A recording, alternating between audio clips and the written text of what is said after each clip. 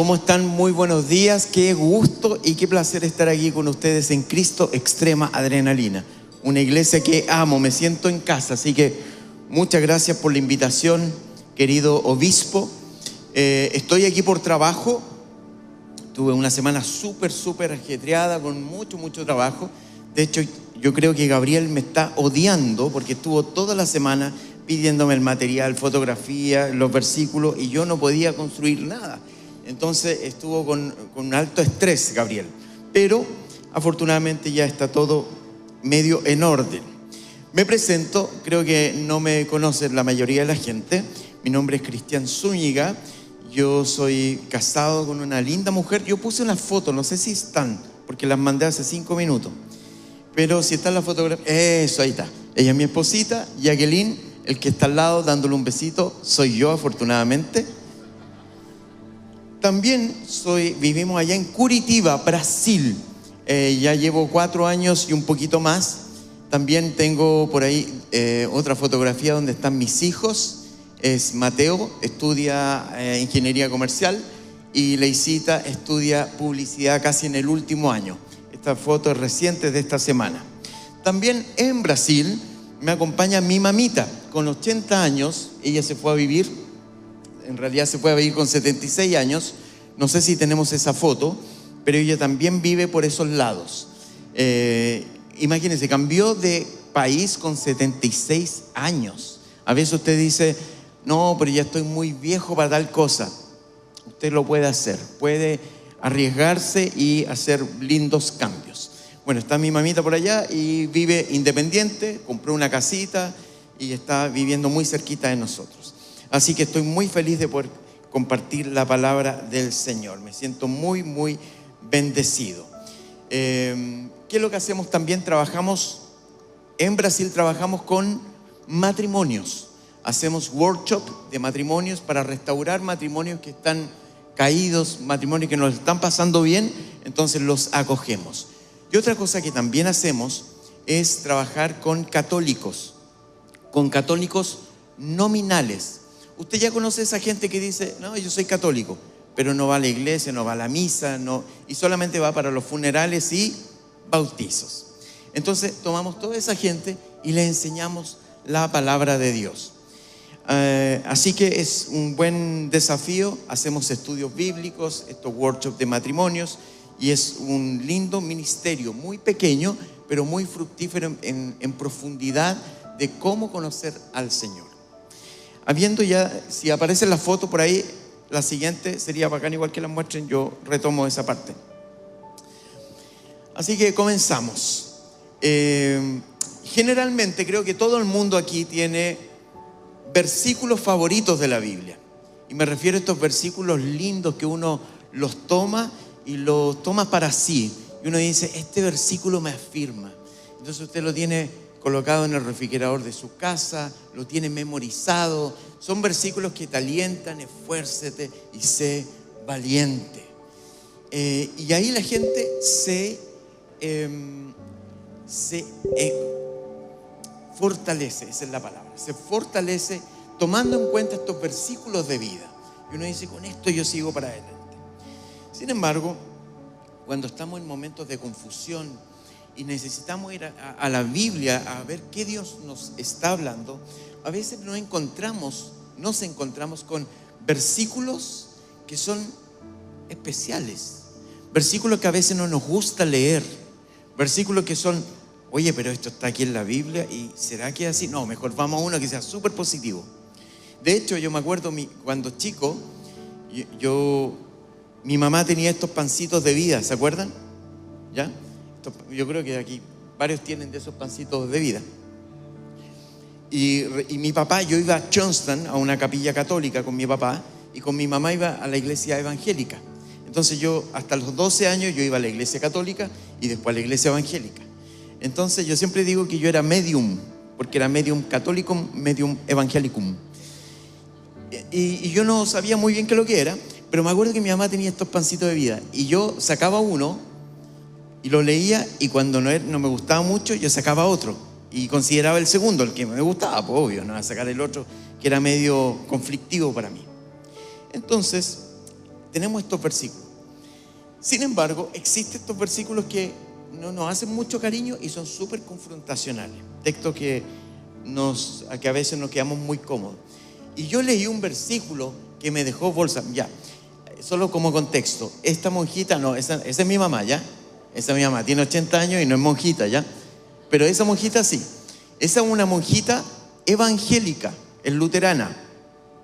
Y esa es mi esposa y nosotros trabajamos con ese contexto más reformado, con católicos y ese tipo de cosas. Y tenemos muy buena onda, mucho cariño para trabajar con las personas. Y ahí nuevamente mi mamá. Entonces, volviendo al tema del versículo, y leí un versículo que me hizo bolsa, que ese es el nombre del versículo para esta semana. Me hizo bolsa. Y aquí está el versículo. Vamos a ir directamente para allá. Dice, le voy a contar otra cosa. Resulta que una vez yo fui misionero por varios años en diferentes partes. Y una vez estaba en la casa de un amigo, que estábamos en esta casa así, bien pelolais, ¿ya? Y estos amigos cristianos pelolais tenían otros amigos que no eran cristianos, pero sí eran pelolais, ¿ya? Y resulta que yo le estaba contando las historias misioneras que yo estaba viviendo o que había vivido, de provisión de Dios, cómo Dios nos había salvado en tantas áreas de nuestra vida. Y de repente el tipo que no era cristiano y que escuchaba la historia, él estaba impactado con las historias. Y él decía algo así. Yo terminaba de contar la historia y él decía, salvaje. Yo contaba otra historia y después decía, qué salvaje, güey. Después yo contaba otra historia, qué salvaje. Y todo el rato era salvaje. Entonces yo lo encontré salvaje. Entonces el asunto fue que ¿por qué le estoy contando esto? Porque cuando yo leí este versículo, yo lo encontré salvaje. Entonces, y ahí me hizo bolsa. Y esto está en Santiago 4:17. Si tienen sus Biblias, la pueden abrir, pueden encender su celular o leer lo que va a aparecer en pantalla. Dice así el versículo Santiago 4:17.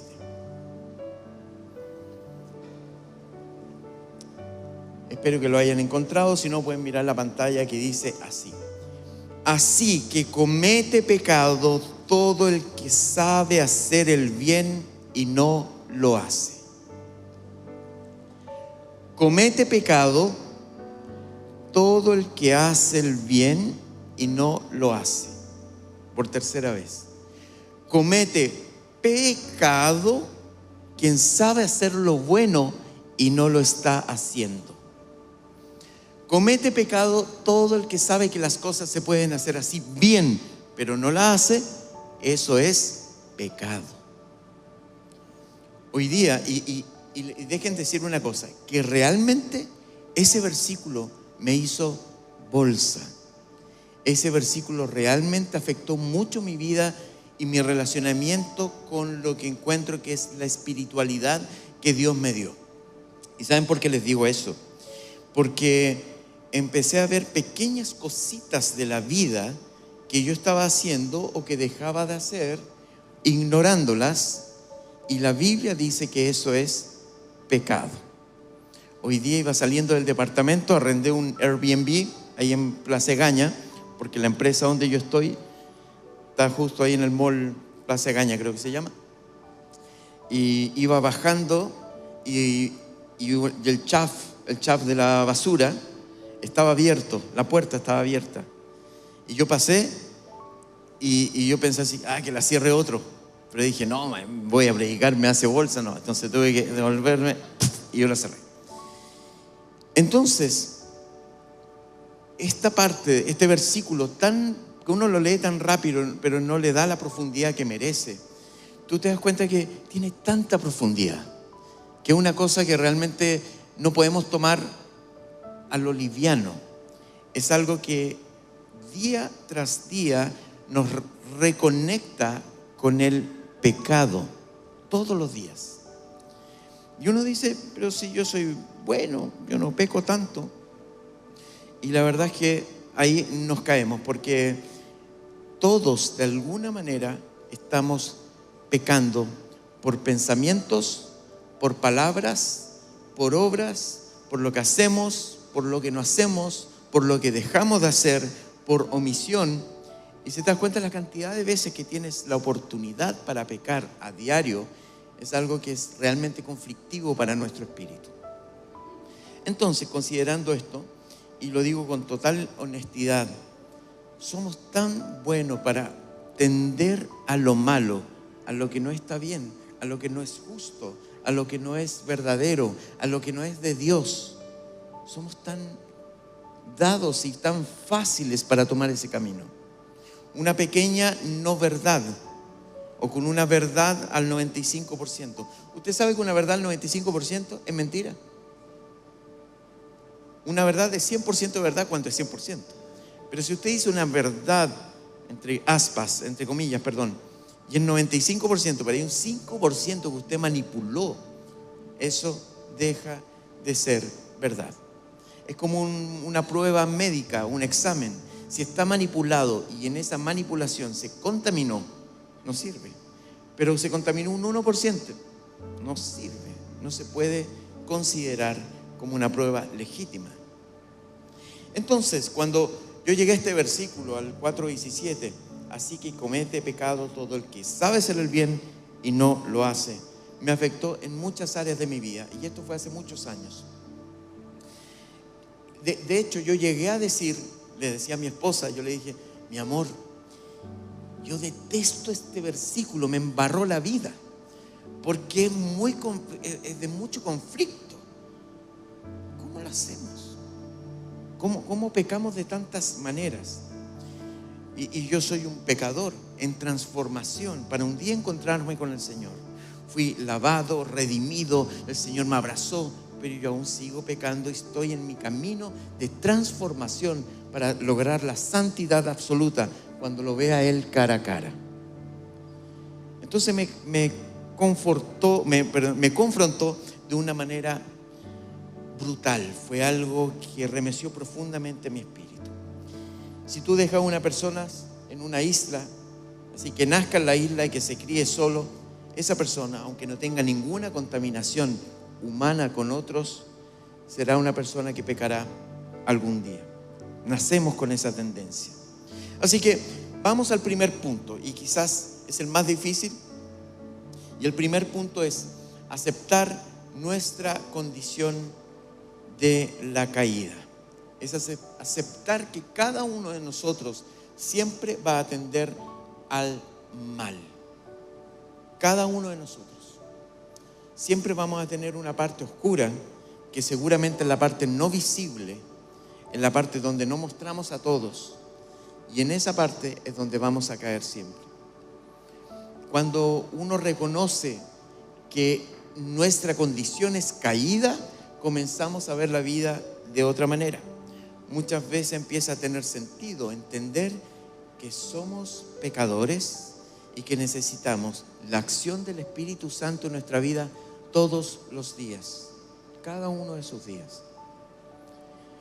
A diario enfrentamos el pecado, nos encontramos con el pecado. Constantemente estamos en situaciones que nos van confrontando. El otro día estaba hablando acerca de la mentira, y yo me encontré con unos amigos súper espirituales. Ellos son misioneros, tienen una labor bien pastoral, y yo les dije: ¿ustedes mienten? Y ellos dijeron que no inmediatamente. Entonces, si yo les pregunto a ustedes: ¿ustedes mienten? Ustedes van a decir: no, creemos que no mentimos, ¿cierto? Pero ¿saben qué? Aquí los voy a confrontar con algo. Y ahí yo les dije: mira, es imposible mantenerse invicto en la mentira. Y ellos siempre que no mentimos. Y yo les dije: yo también no miento, entre comillas, pero les voy a hacer una pregunta a todos ustedes, ¿ya? ¿Quién ha bajado? Levante la mano. ¿Quién ha bajado un aplicativo en el celular? Nadie. ¿No tiene celular acá? Usted sí, ha bajado un aplicativo, ¿cierto? Pero una aplicación, perdón. Una aplicación, disculpen. El portugués me atrapalió. Ya, entonces, ¿quién bajó alguna vez una aplicación en el celular? Todo el mundo. Perfecto. Ya. Entonces usted bajó el aplicativo, la aplicación, y al final dice: he leído y acepto todas las condiciones. Y usted lo firma clic, he leído. Usted mintió cibernéticamente. Y es verdad, no es broma. Todos hicimos eso. Nadie lee un tremendo poema, ¿cierto? Entonces todos de alguna manera caímos en esto, en la mentira. Y en esta confrontación nosotros tenemos que aceptar que siempre vamos a estar con esta convivencia con el pecado. Ahora el tema, cuando tú aceptas que nuestra condición es una condición caída, que nosotros pecamos, es ahí cuando empieza nuestro proceso de restauración en nuestra vida espiritual. ¿Cuántas veces hemos pecado por orgullo, por no ceder, por nuestro egoísmo, por tantas formas de pecar? Por ejemplo, discriminación. ¿Usted ha discriminado a alguien alguna vez? Hemos discriminado. Y a veces discriminamos, y ojo, a veces discriminamos personas que miramos en menos por su condición, cualquier tipo de condición social, económica, sexual o lo que sea, y los discriminamos. O discriminamos personas, por ejemplo, por su condición social, porque tienen más o porque tienen menos. Y discriminar no está bien, está muy mal discriminar. ¿Y quién se ha sentido discriminado? Yo me he sentido discriminado varias veces. Una vez me acuerdo, yo tenía 20 años y yo estaba en la casa de mi hermana con la familia, y llegó una familia, una pareja, que eran así súper pelolais. Entonces llega y hablaban así, hablaban muy especial. Y yo tenía 20 años, siempre me acuerdo, yo estaba con mi hermanito de 15 años. Y estábamos como en la mesa y de repente nosotros dijimos, estábamos hablando y nos fuimos a sentar a otros sofás que estaban más retirados. Entonces nos fuimos con mi hermanito, mi hermano estaba allá, yo llegué allá, me siento y veo que esa señora, la de la pareja, de repente me mira, fue súper notorio, me mira así, y como que se asombra, todo esto en segundos, me mira y va directamente donde estaba yo. Y yo así me sentí medio, uy, ¿por qué viene para acá y tan rápido? ¿Y qué se lleva? La cartera que estaba acá al lado mío. Y yo no me había dado cuenta. Entonces yo me sentí como mal, porque yo dije, qué lata, ella va a pensar que yo le iba a robar, no sé, muy raro. Y me pasó a llevar la cartera, con el cierre, me pasó a llevar aquí la mano, porque yo tenía la mano adentro de la cartera. No, mentira. Y yo me sentí tan discriminado, dije, pero ¿por qué? ¿Por qué será así? Y sentirse discriminado es terrible. Entonces al final, ¿cuántas veces nuestros malos pensamientos? En Marcos 7, 20 al 23 habla algo así que porque del corazón humano salen los malos pensamientos. Lo que estamos pensando, lo que estamos craneando, se dice. Sí, craneando. Lo que estamos perfilando como para hacer el mal. ¿Cómo podemos hacer el orgullo interno, la vanidad, estos juicios silenciosos que hacemos de otras personas? Yo he caído en todos esos pecados. La envidia que no confesamos, la lujuria que normalizamos, la amargura, el rencor, la codicia, la ambición, la autosuficiencia, como yo puedo hacer todo sin Dios. Entonces el pecado no queda solo en el pensamiento, el pecado se expresa en las palabras. ¿Cuántos de los esposos que están aquí hemos sido groseros? Hoy tengo un traductor aquí en línea, muchas gracias. Groseros con nuestras esposas. ¿Y cuántas esposas también han sido groseros con sus esposos? O con nuestros hijos, y si somos hijos, con nuestros padres.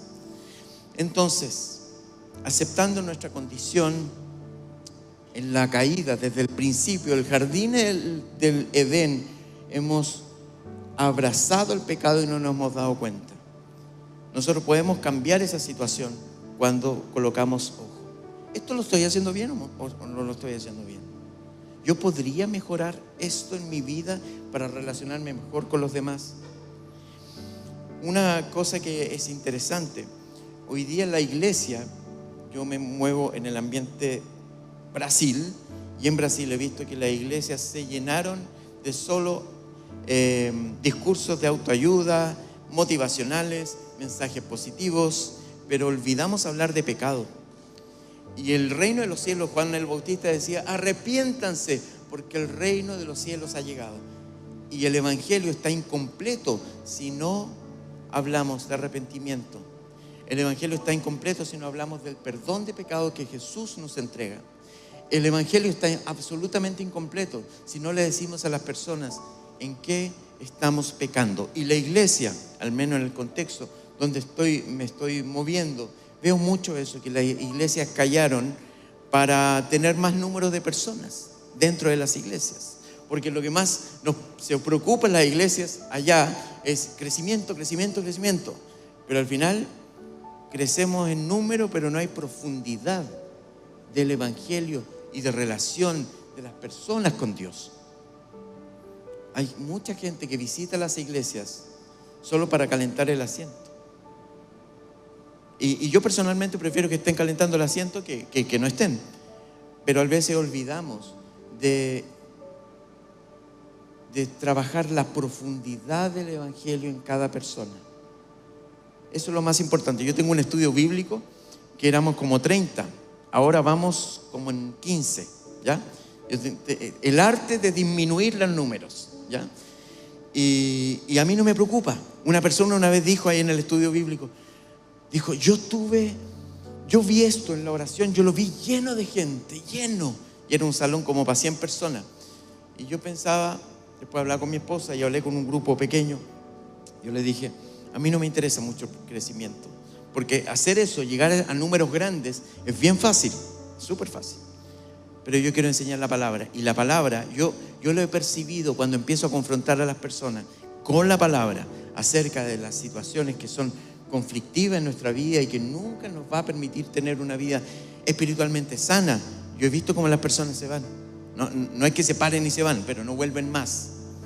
Y si hay algo que choca, es cuando la persona se encuentra con su propio pecado y prefiere ir a un lugar que le digan, oye, que eres bacán, que eres súper no sé qué, y vamos que tú puedes, y todo el mundo es súper positivo. Pero cuando empieza a abrir la Biblia, le empieza a hablar acerca de cómo el pecado transgrede los principios de vida y cómo ese transgrede también tu relacionamiento con Dios, a la gente no le gusta escuchar eso. Entonces, como iglesia, Brasil nuevamente, he visto mucho eso. Las iglesias están llenas. Dice que la iglesia evangélica es lo que más crece. Eso no significa que se está creciendo en cantidad de hijos de Dios. Una cosa es participar de una iglesia y lo otro es ser hijo de Dios. Y lo más importante en la vida es ser hijo de Dios. Cuando lleguemos al cielo, va a ser así. No va a ser así, quiero decir. Vamos a llegar al cielo y Jesús va a decir, va a estar ahí. Oye, y tú, y el tipo va a llegar. Hola, yo soy de la iglesia de la parroquia de Nuestra Señora de Lourdes, que está aquí cerquita, que es fuera. Después va a llegar otro y va a decir, hola, yo soy evangélico, soy de la iglesia Pentecostal Unida de las Naciones, súper linda, y de Los Ángeles maravillosos. Va a decir, fuera. Después va a llegar otro, hola, yo soy adventista, soy del séptimo día, nunca tomé café, nunca comí cerdo. Ahí Jesús le va a decir, podía comer cerdo. Y el compadre que es más triste le dice, ya, pero chao, no me interesa. Después va a llegar otro y va a decir, oye, yo iba a Espaço Paz, allá en Brasil, en Curitiba, chao pescado. Después va a llegar otro, oye, yo era el brazo derecho del obispo no sé cuánto, y hicimos evangelismo y todo, chao, no me interesa. Así va a ser la selección en el cielo. Y va a llegar uno así súper humilde y le va a decir, papá, aquí estoy. Y él va a decir, hijo, bienvenido. Solo los hijos entran en el reino de los cielos. Solo los hijos. Preocúpese de ser hijo. Eso es lo que entra. Los hijos de Dios. Y Dios los reconoce. Dice la Biblia que Dios reconoce a sus hijos. Y dice que los tiene en la palma de su mano y que nadie puede arrebatárselo. Nadie. Ninguna religión, ninguna filosofía, ningún ataque del enemigo. Él conoce a quienes son los suyos. Entonces, una de las frases que he repetido este año, nunca creas que tú eres súper suficiente y que tú lo puedes todo. sino al contrario. Dice la Biblia que sin Él nada podemos hacer. Y no podemos hacer nada, realmente.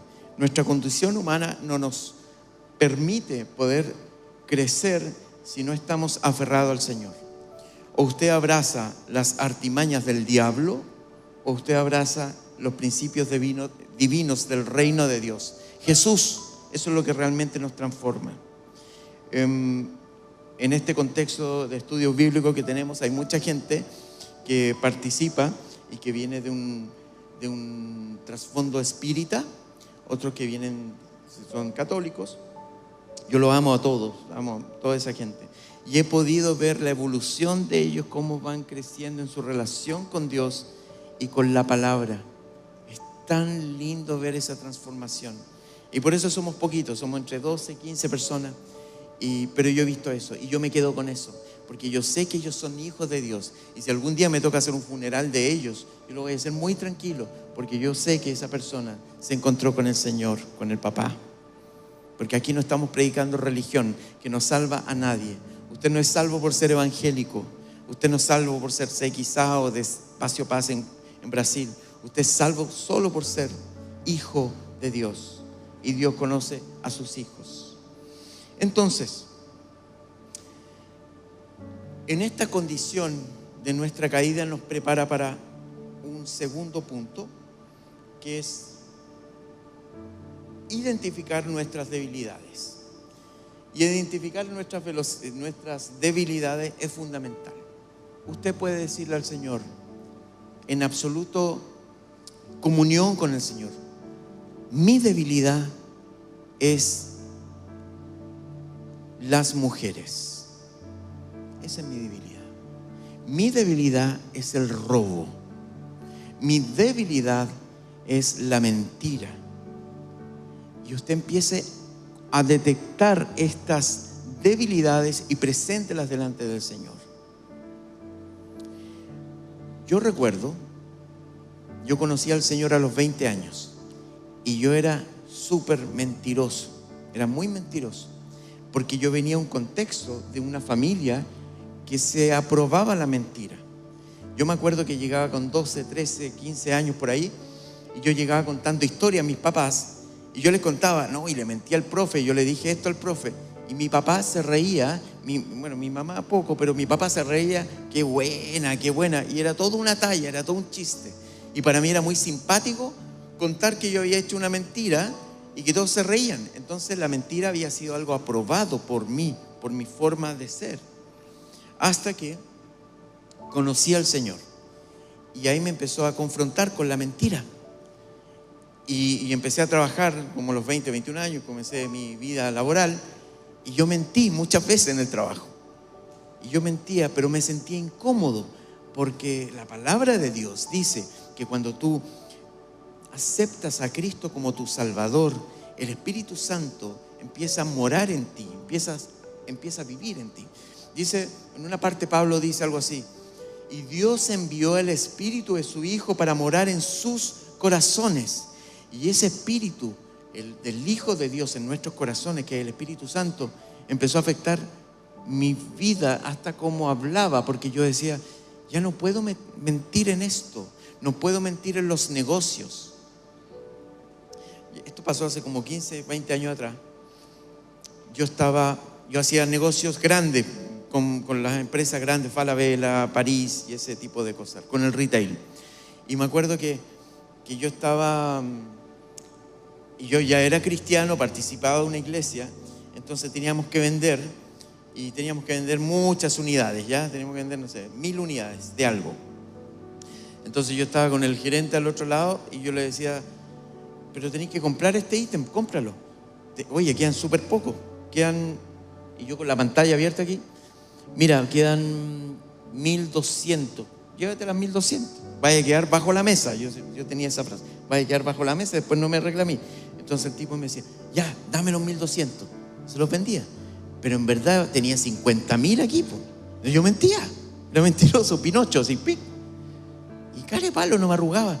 Y después yo empecé a procesar eso y dije, esa práctica de los negocios está mal. Si quedan 50.000, yo le tengo que decir, no, quedan 50.000. No tengo por qué mentir. Cada vez que usted miente un poquito para negociar o para hacer algo, usted está rindiendo sus coronas al diablo, padre de toda mentira. ¿Cuál es su debilidad? Las mujeres o los hombres o la lujuria o todo lo que tiene que ver con el mundo más sexual. ¿Cuál es tu debilidad? Mi debilidad por algunos años fue eso también. Y tuve, Señor, yo necesito que me ayudes con esto. La debilidad con el robo. Usted dice, pero yo no robo nunca. Yo en la misma empresa, ojalá que nadie de esa empresa vea este sermón. En la misma empresa, yo me acuerdo que yo participaba en los estudios de un montón de cosas de la iglesia y de repente había que llevar material para los niños o de estudios bíblicos.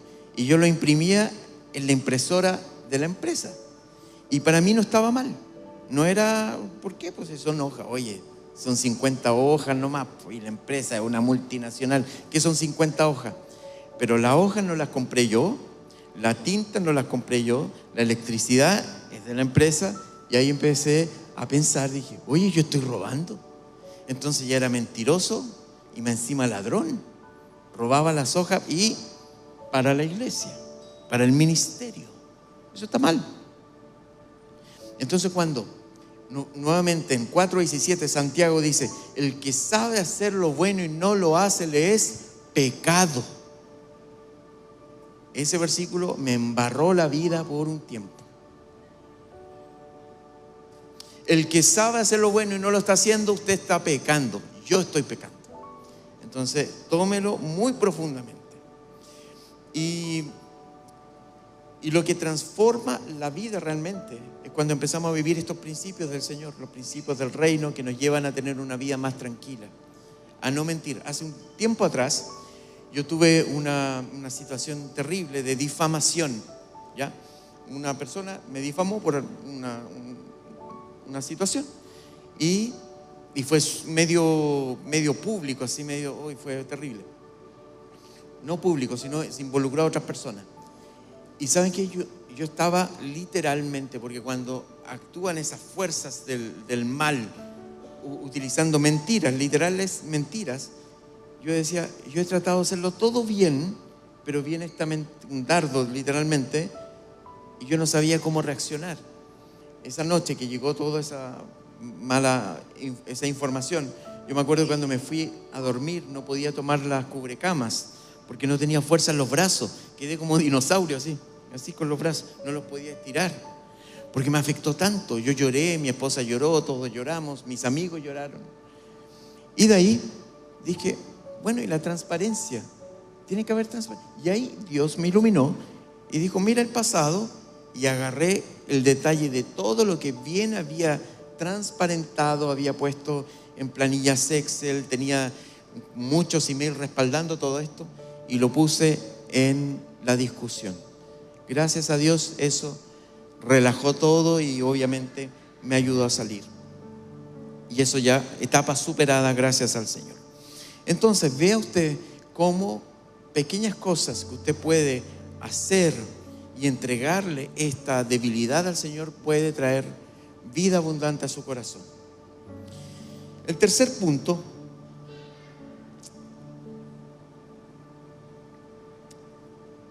nos lleva a esto: aceptar la obra completa de Jesús en nuestras vidas.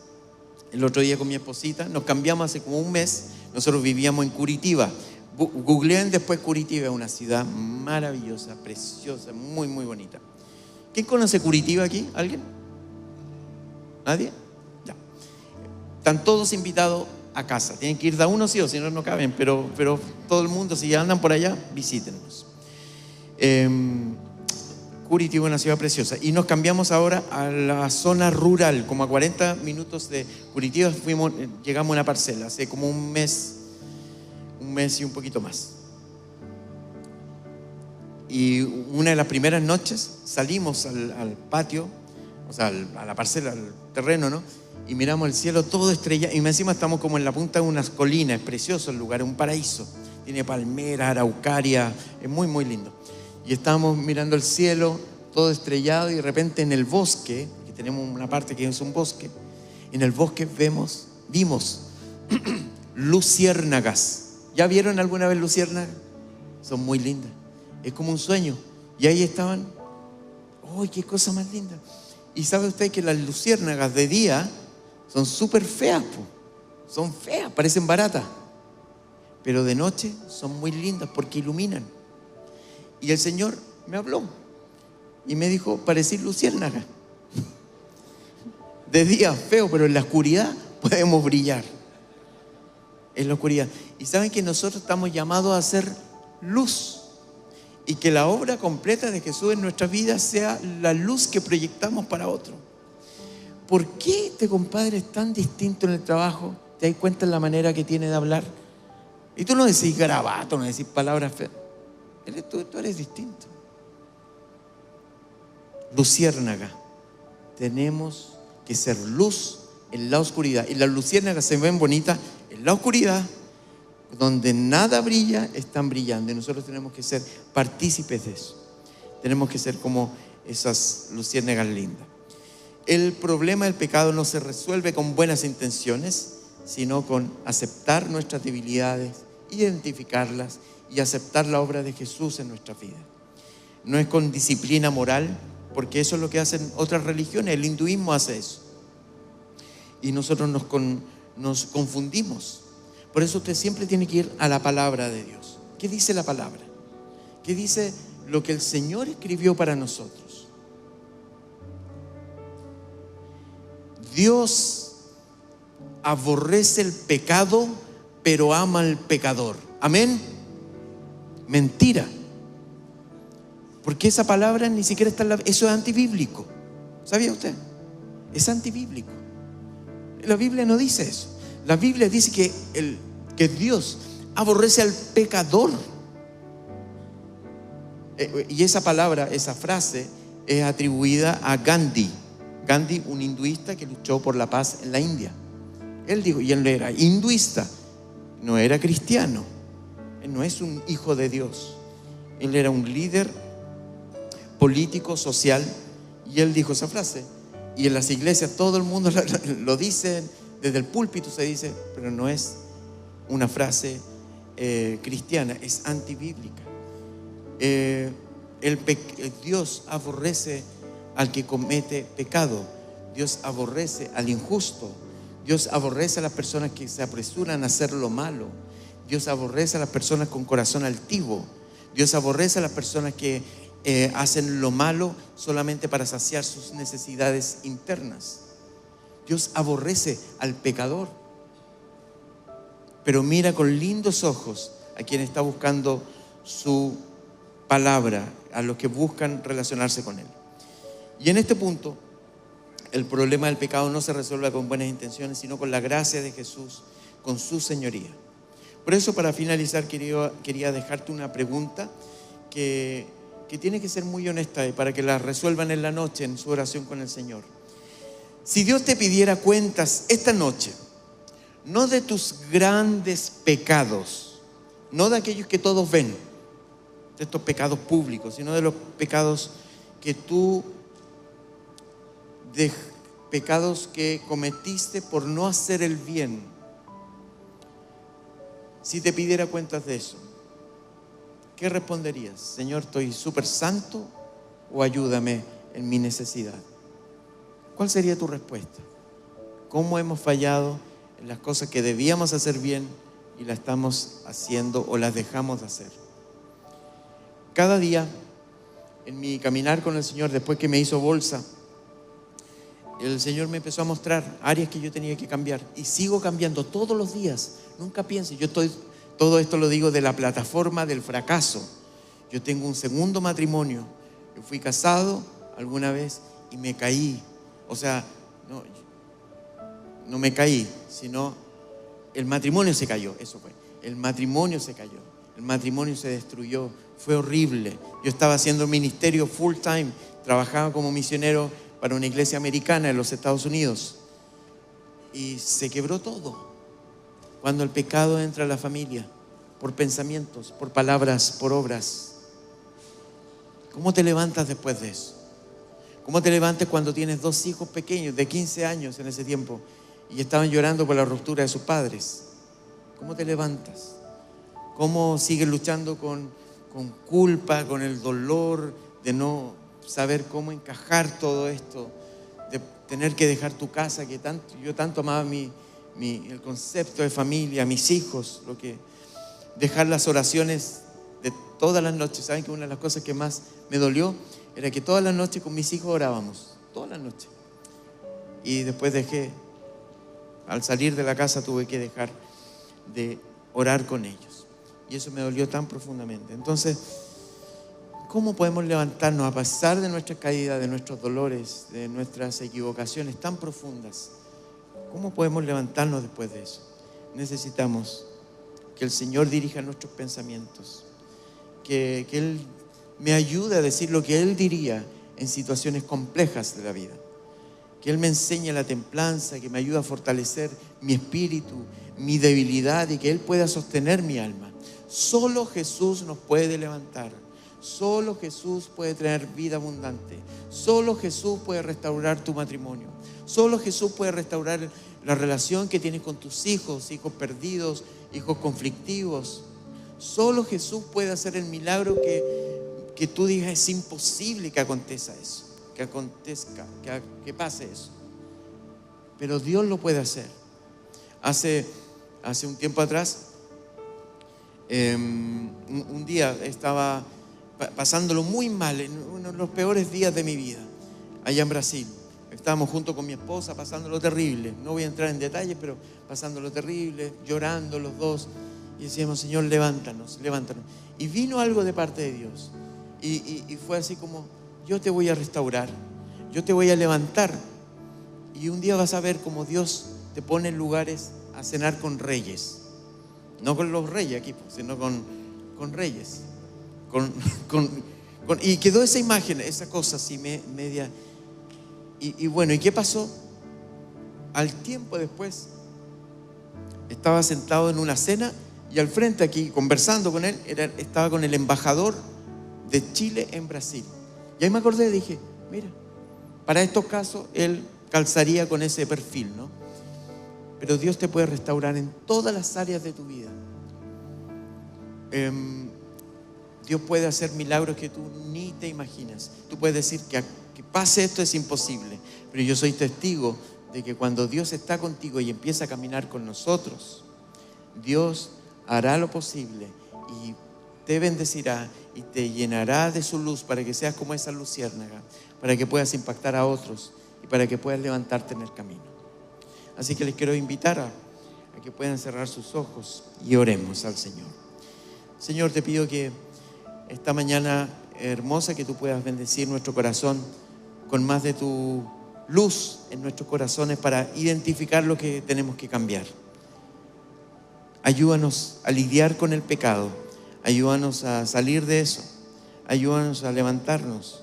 Ayúdanos a que no te hagamos más promesas que sabemos que no vamos a cumplir.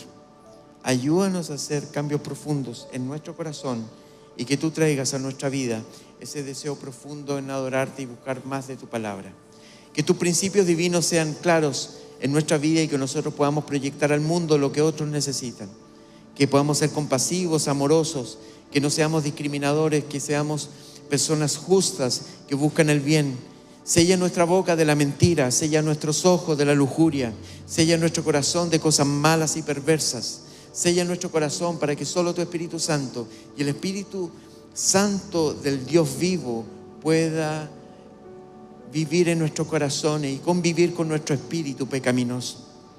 Llénanos de tu luz para poder iluminar los bosques de oscuridad que se encuentran allá afuera. Guárdanos y acompáñanos, y que sea tu Espíritu Santo dirigiéndonos para vivir la vida abundante que tú tienes para nosotros, hoy y siempre. En el nombre de Jesús te lo pedimos. Amén y amén. Que Dios les bendiga.